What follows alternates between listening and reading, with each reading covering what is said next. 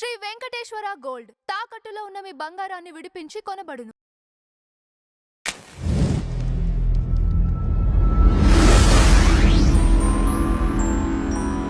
Madam నమస్తే. నమస్తే madam, Mithun రెడ్డిది అక్రమ అరెస్ట్ అంటున్నారు, మీ అభిప్రాయం ఏంటి అసలు? అక్రమ అరెస్ట్ ఎందుకు అవుద్దండి? అక్కడ లిక్కర్ స్కామ్ జరిగింది అనేది వాస్తవం, ప్రపంచం మొత్తానికి తెలిసిన విషయం. లిక్కర్ స్కామ్ ఎలా జరిగింది ఏంటి అనడానికి కొన్ని ఆధారాలు ఉన్నాయి. ఒకటి నంబర్ 1 ఏంటి అంటే కొత్త మద్యం పాలసీ రూపొందించటం, రెండోది కొత్త బ్రాండ్లని ప్రవేశపెట్టడం, పైగా ఆ కొత్త బ్రాండ్లు ఇంతకుముందు ఆ బ్రాండ్లు లేకోకుండా ఇప్పుడే మొదటిసారి మార్కెట్లోకి వచ్చిన బ్రాండ్లు అవ్వటం. ఓకే. అలాగే వాళ్ళు టెండర్లలో పాల్గొనకపోయినా ఆ మద్యం బ్రాండ్లని అప్పటి వరకు ఉన్న షావాలెస్ అట్లాంటి బ్రాండ్లను అన్నింటినీ పక్కన పెట్టేసేసి కొత్త బ్రాండ్లని పెట్టడం. మూడోది అతి ముఖ్యమైనది డిజిటల్ ట్రాన్సాక్షన్స్ లేకుండా చేయటం. నాలుగోది విపరీతంగా రేట్లు పెంచడం. ఇన్ని కారణాలు ఉన్నాయి లిక్కర్ స్కామ్ జరిగింది అనడానికి. మరి ఈ పరిస్థితుల్లో ఈ లిక్కర్ స్కామ్కు సంబంధించి విచారణ జరుగుతుంది. దానిలో ఒక్కొక్కళ్ళు బయటకు వస్తున్నారు. దానిలో చేసింది ఏంటి అంటే వాళ్ళు ఈ డబ్బులు ఏవైతే వచ్చాయో, క్యాష్ ఏదైతే ఫ్లో వచ్చిందో ఆ క్యాష్ని హైదరాబాద్ తీసుకుని వచ్చి హైదరాబాద్లో ఒక 2-3 స్థావరాల్లో డంప్ చేసి అట్టిపెట్టారు. ఆ డబ్బులతోటే వీళ్ళు బంగారం కొన్నారు, కొంత భాగం డబ్బులు పెట్టి. ఇన్వాయిస్లు అవన్నీ కూడా దొరికినాయి బంగారానికి సంబంధించి. ఈ తరలించే ప్రాసెస్లో డబ్బులు దొరికినాయి. ఈ దొరికిన దాంట్లో అంటే ఒక్కొక్క జిల్లాలో ఒక్కొక్కరికి వాళ్ళకు వచ్చిన వాటాలు ఏవైతే ఉంటాయో, సీఎం గారికి వెళ్ళే వాటా సీఎం గారికి, ఎవరికి వెళ్ళే వాటా వాళ్ళకి వెళ్ళగా ఎమ్మెల్యేలకి ఎంపీలకి వెళ్ళిన వాటాలు ఏవైతే ఉన్నాయో ఇవన్నీ కూడా ఎవరెవరు అంటే మిథున్ రెడ్డి, విజయసాయి రెడ్డి, అలాగే ఆ మినిస్టర్కి కూడా సంబంధం లేకోకుండా వీళ్ళే నిర్ణయాలు తీసుకుని వీళ్ళే మాట్లాడి వీళ్ళే చెవిరెడ్డి భాస్కర్ రెడ్డి ఇట్లాంటి వాళ్ళందరూ కలిసి కుమ్మక్కయ్యి వీళ్ళు విధానాల రూపకల్పన దగ్గర నుంచి ఈ వచ్చిన డబ్బుల్ని డిస్ట్రిబ్యూషన్ చేసుకునే విషయం దగ్గర నుంచి వీళ్ళే అంతా అన్నీ వాళ్ళే చేశారు అనేది. ఈ డబ్బుని హైదరాబాద్లో దాచిపెట్టిన డబ్బుల్ని ఆంధ్ర ఎలక్షన్స్కి వాడాలి అనే ఉద్దేశంతో కూడా వాడారని, అలాగే బంగారం వాళ్ళకి ఇన్వాయిస్లు ఇచ్చిన దాని ద్వారా బంగారపు కడ్డీల రూపంలో దాచటం ఈజీ అవుతుంది కాబట్టి బంగారపు కడ్డీల రూపంలో చేశారని. పైగా అసలు దీని అంతటికీ ఆద్యుడు ఎవరైతే లిక్కర్ దానికి సంబంధించిన ఒక ఐఏఎస్ ఆఫీసరు వేరే డిపార్ట్మెంట్ నుంచి ఆయన ఇక్కడికి డిప్యుటేషన్ మీద వచ్చి, అంటే దాదాపు ఇక్కడ మనం ఆలోచిస్తే కనుక తెలంగాణలో ఇది టెలిఫోన్ ట్యాపింగ్లో రావులు ఎలా అయితే ఉన్నారో అక్కడ రెడ్లు అలా ఉన్న పరిస్థితి మనకి కనిపిస్తూ ఉంది. ఎవరిని చూసినా సరే దాని చుట్టూతూ రెడ్లే ఉన్నారు అక్కడ. అందుకని అది ఒక రకంగా రెడ్డి గ్యాంగ్ స్కామ్ లాగా కూడా చూడొచ్చు మనం లిక్కర్ స్కామ్ని.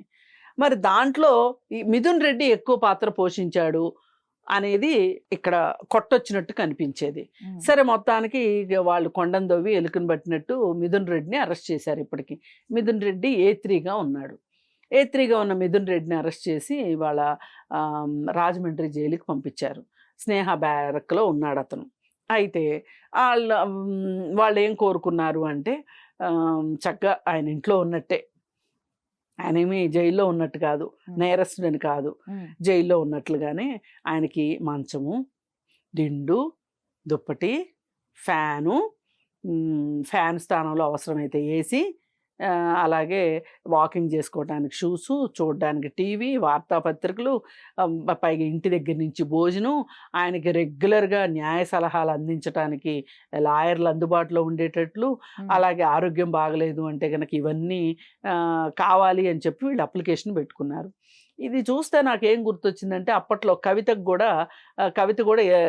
కూడా ఇలాంటివే. ఓకే.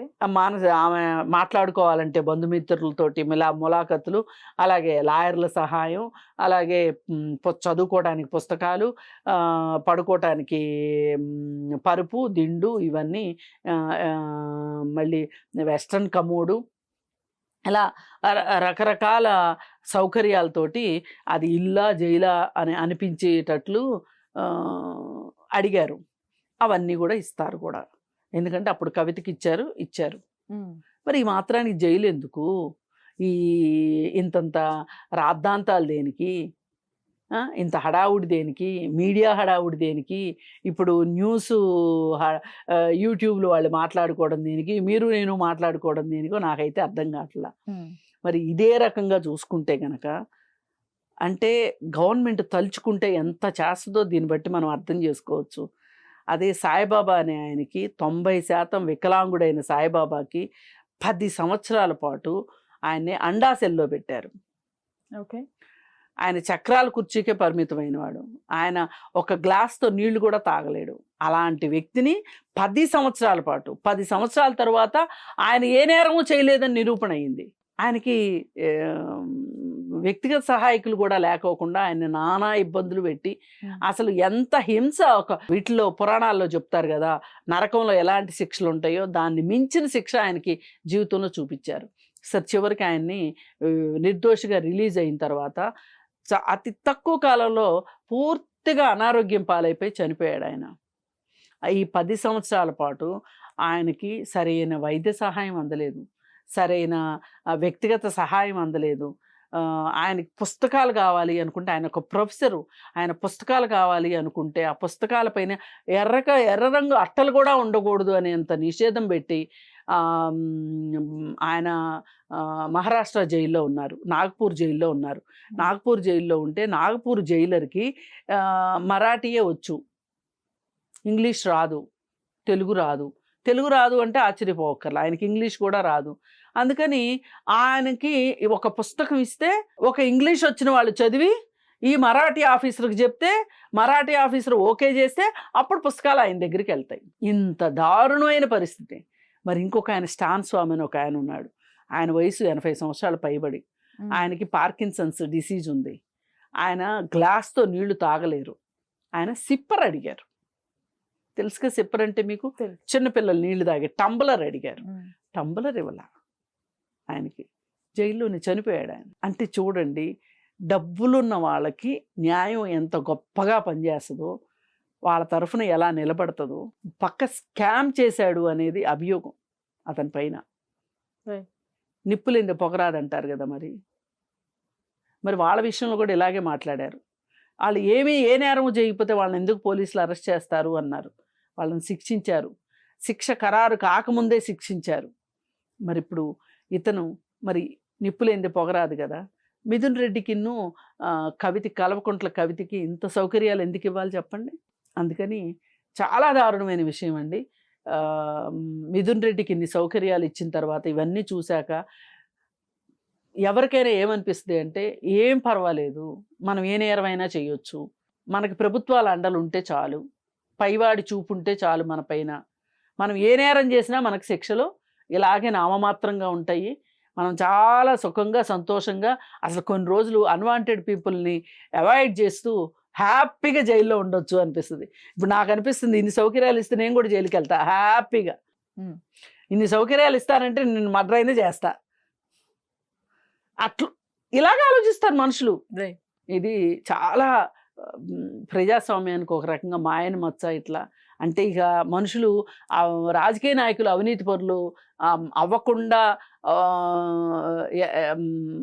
ఎలా ఉండొచ్చో, అవినీతి పరులు అవ్వాల్సిందే అన్నట్లుగా ఉన్నాయి తప్పితే ఇవన్నీ ఏమన్నా శిక్షలు ఉంటాయేమో మనం అవినీతి పరులుగా మారితే అనే ఒక భయము భక్తి లేకోకుండా అచ్చోసిన ఆంబోతుల్లాగా వెళ్ళి రాజకీయ నాయకుల్ని వదిలేసేటట్లు ఉన్నాయి తప్పితే ఇవన్నీ ఇంకా ఎవరైనా అర్థం చేసుకునే వాళ్ళు, విఘ్నులకే ఈ విషయం అర్థం అవ్వాల్సిందే తప్పితే వేరే వాళ్ళకి మటుకు ఈ ఏమంటారు దీంట్లో ఉన్న లోగుట్టు అర్థం కాదు.